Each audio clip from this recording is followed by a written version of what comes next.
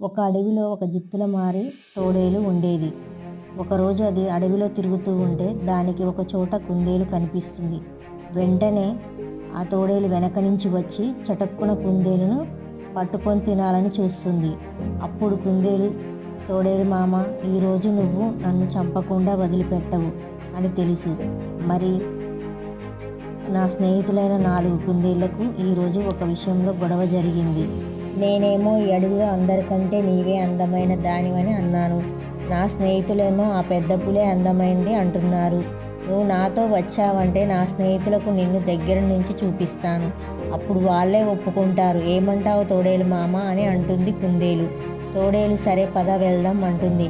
కొంత దూరం వెళ్ళిన తరువాత ఒక చెరువు రావడంతో కుందేలు, తోడేలు మామ, నువ్వు మరింత అందంగా కనిపించాలంటే ఈ చెరువులో స్నానం చేసిరా అనగానే అలాగే అంటుంది తోడేలు.